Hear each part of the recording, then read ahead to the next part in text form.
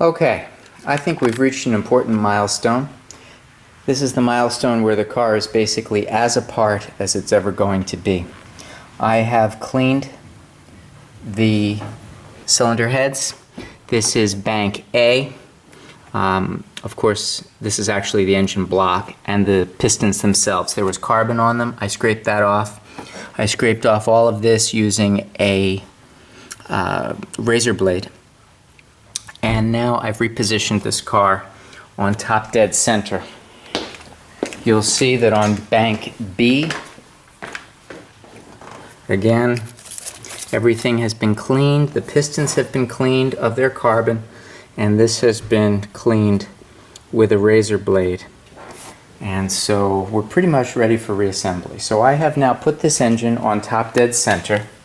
I'm going to show you what top dead center looks like as we go underneath the car in order to confirm top dead center. And please bear with these funny angles, but this is what it's going to take to show this. All right. We are now looking through the access hole, and you should be able to see that arrow, that triangle right there. And that triangle through this window does indeed confirm, there it is, that we are top dead center. So what we're going to do is put in a bolt, part of the Jaguar tool set, to keep it there so that we can continue our work. This is the Jaguar special tool set that I was able to buy. I think I'm going to sell it after we're done. In this special tool set, we have this device that's going to keep the cylinder heads locked. This allows us to tighten up the timing chains, some bolts. This also is going to help us, these wedges with the timing chains. I think there's 2 wedges. Yes, 2 wedges. And this is the bolt that's going to maintain the lower end of the engine from rotating. So we're going to put that in.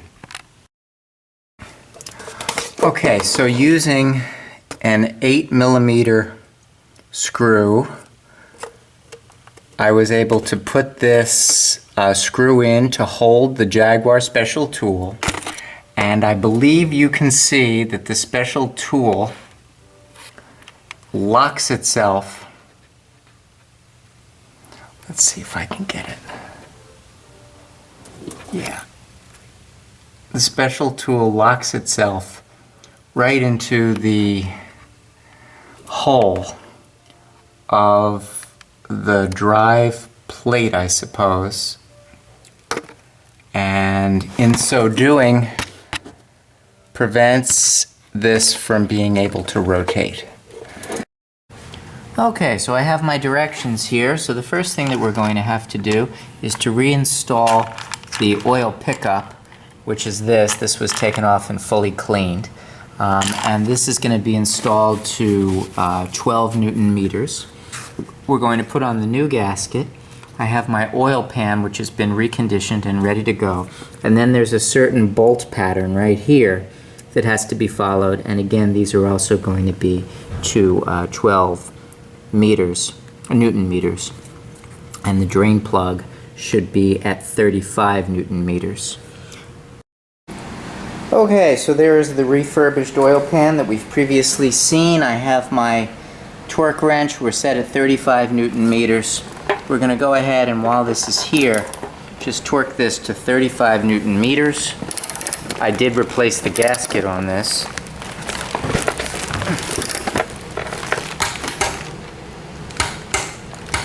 Good. There's 35 Newton meters. Next, we're going to put on the new rubber gasket and get that in. Okay, to make sure we don't forget, we're going to go ahead and put this on. This gets put on at 12 Newton meters with an 8mm socket wrench. We'll do that now. Okay, the oil pickup is on and torqued down to 12 Newton meters. And now it's time to remove this old gasket. I'll come in here with a screwdriver and get that out. I have a new one. Okay, here's our new Jaguar oil pan gasket. We'll put this in, put a little fresh oil on it to make it seal, and then install the pan. Okay, so we got the pan on, the oil pan, and that is good. And the next thing that we're going to put on is going to be the oil filter. And that will go right over here. We'll be sure to lubricate the seal with some new oil. Okay. Nice purelator. I'm going to put some oil right on this seal and then screw that in.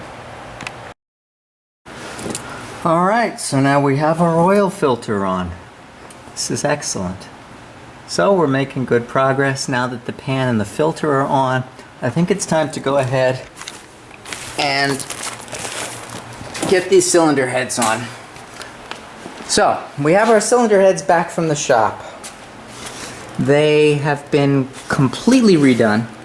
A beautiful valve job from Cylinder Head Depot.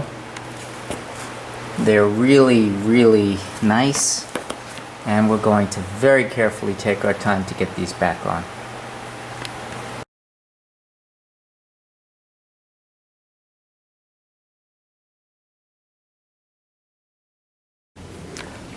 All right, it's time to start to take some of these extra parts and get them out of here and get them back into the car. And first is going to be the two exhaust manifolds here and here. I'm going to put on some gloves. We're going to throw away the old gaskets and clean these up and get them back on. Okay, so now I have the exhaust manifolds on with their new gaskets. That's this one and this one. Now these need to get torqued down to 44 pound-feet. I had a lot of trouble finding that torque spec, but I eventually found it. So I'm going to go get my torque wrench, torque them down in a crisscross manner to 44 pound-feet.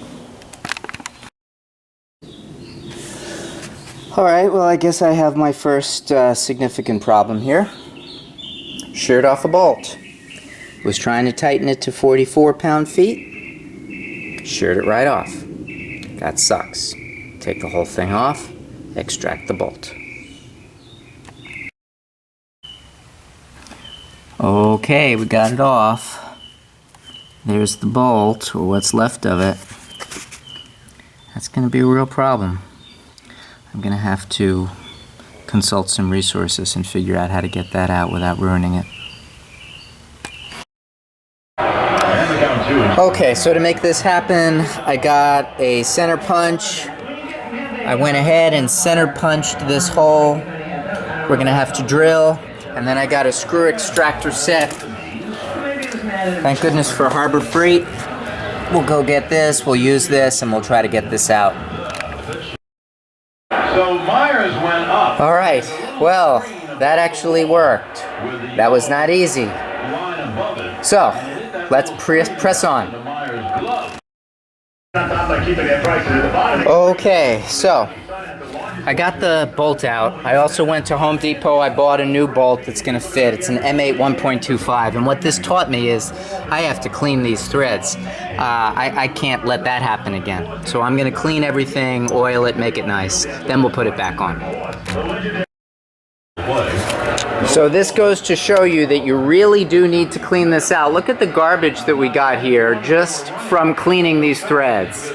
So I'm going to clean all the threads, then oil it, and then I will not have this problem happen again. Okay, so now I cleaned out all these with brake parts cleaner. All the screws have been cleaned with a thread tap and also oiled. So now, and then of course I have my new screws. So now I doubt we're gonna have any trouble. And I don't want a repeat of this, so I'm gonna take apart the other one and do it on that one also. Okay, so now we have the passenger side taken care of with the exhaust manifold put on, torqued down. I've now taken off the driver's side so that I can clean, rethread, and just lubricate these screws so that that same thing doesn't happen again when I try to torque it. Okay, so I think now we're actually in business. I have the exhaust manifolds back on, they're torqued on both. And so now when I start to put this car together, I can actually continue to move forward. I think our backward steps are done. One thing that I have learned from this is that we really have to clean those threads. I think I'm going to go ahead and clean the cylinder head threads before I put them back, because that could really get ugly.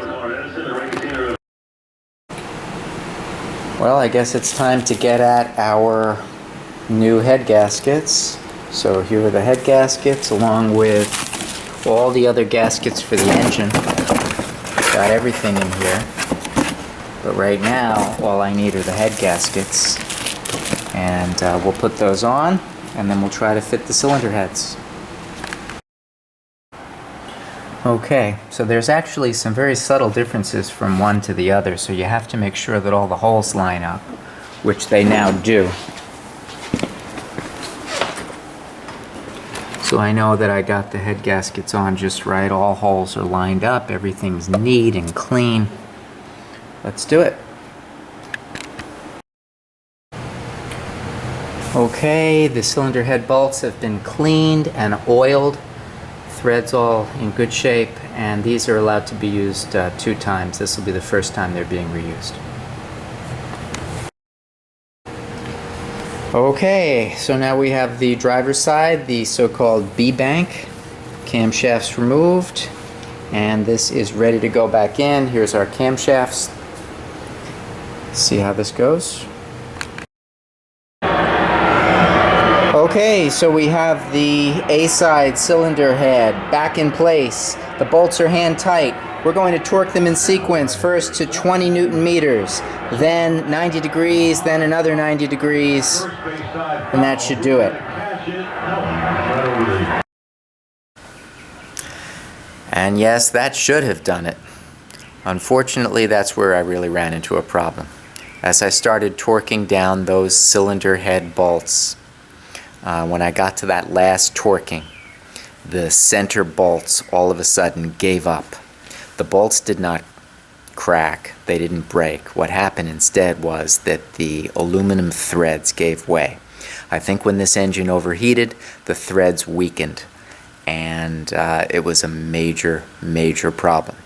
So of course I had to take that off, and now I was left with these deep threads that are way into the aluminum engine block. There was no way that I could fix that myself. It needed to be done with special tools, and you had to drill in perfectly straight, and if you didn't get this right, you were going to be completely screwed. So I either had to replace the bottom part of the engine, or I had to find a guy who could re-tap this. So I went to my guys at the Cylinder Head Depot. I figured they know everything in the machine shop world. They referred me to a guy named Sergio. Sergio is a fantastic guy, and he runs a shop and does this for BMWs and for those Cadillac North Star engines that are always getting screwed up. So I had to get a tow truck. $50 for a tow truck. Take the car all the way up to Sergio, and Sergio was a true gentleman, and Sergio was able to go ahead and re-tap them. He used thread-cert inserts. He said that he does see this from time to time. I don't think he's seen it on a Jaguar before, but he's seen this on other aluminum blocks. And he did 6 out of the 12 bolts on each side, the center ones. So he did a total of 12. And then another $50 to get the car shipped back to me by the tow truck. Sergio's repair was expensive, but I had no choice. That was over $700 just to do it. And quite honestly, I think that's a fair price because there was no way I could do it. But you know what? The costs are just adding up. So that was a delay of maybe two weeks or so, 3 weeks, until I finally figured out how I was going to do it and who was going to do it. But it got done. And so, in the next part, you will see how we pick up the pieces and we move forward and we try to get this car back on the road.